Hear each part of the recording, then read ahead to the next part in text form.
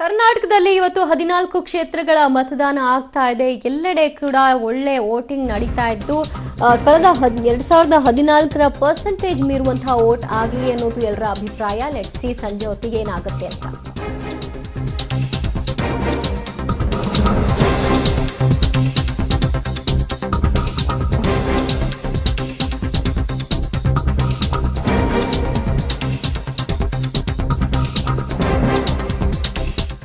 Election ಹಿನ್ನೆಲೆಯಲ್ಲಿ ಸಂಜೆವರೆಗೆ ಮಾಲ್ಗಳು ಬಂದ್ ಮಾಡಲಾಗಿದೆ. ಹೀಗಾಗಿ ಜನ ಮಾಲ್ಗಳ ಮುಂದೆ ಸರತಿ ಸಾಲಿನಲ್ಲಿ ನಿಂತು ಯಾವಾಗಪ್ಪ ಓಪನ್ ಆಗುತ್ತೆ ಅಂತ ಕಾಯ್ತಾ ಇದ್ದಾರೆ. ವೋಟಿಂಗ್ ಮಾತ್ರ ಚಕ್ಕರ್. ಶಾಪಿಂಗ್ ಮಾಲ್ಗೆ ಮಾತ್ರ ಹಾಜರಂದ್ರೆ ಹೆಂಗಿದು?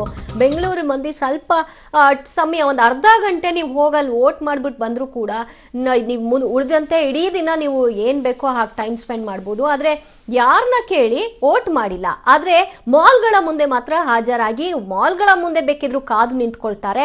ವೋಟ್ ಬೂತ್ ಮುಂದೆ ಕಾದು ನಿಂತ್ಕೊಳ್ಳೋಕ್ಕೆ ಸಮಯವೂ ಇಲ್ಲ, ಪೇಷನ್ಸೂ ಇಲ್ಲ.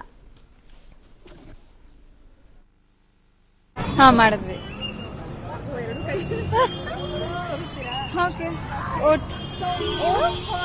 ಓಟ್ ಮಾಡಿದೀವಿ.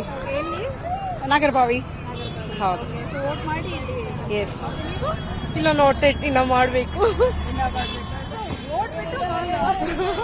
ಇಲ್ಲ ಎಲ್ಗೋ ನಾವು ಈ ಶಾಪಿಂಗ್ ಮುಗಿಸ್ಕೊಂಡು ಹೋಗ್ತೀನಿ ನಾನು. ಸಸ್ಪೆನ್ಸ್ ಹೇಳಕ್ಕಾಗಲ್ಲ. ಅದು ಬೆಂಗಳೂರಲ್ಲ, ನಮ್ದು ಕೊಡಗು. ಇಲ್ಲ, ನಂದು ಓಟ್ ಇಲ್ಲ. ಇಲ್ಲಿ ಶಿವಮೊಗ್ಗದಲ್ಲಿ ಇರೋದು. 23rd. ಎಷ್ಟೇ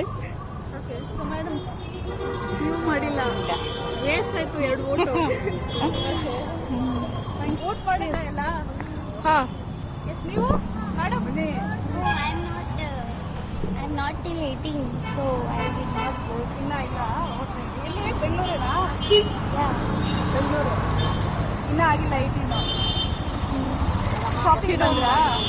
ಶಾಪಿಂಗ್ ಬಂದ್ರಾ? ಇಲ್ಲ, ಮೂವಿಗೆ ಬಂದ್ವಿ. ಬಟ್ ಕ್ಲೋಸ್ ಇದೆ ಅಲ್ವಾ? ಏನನ್ನಿಸ್ತು?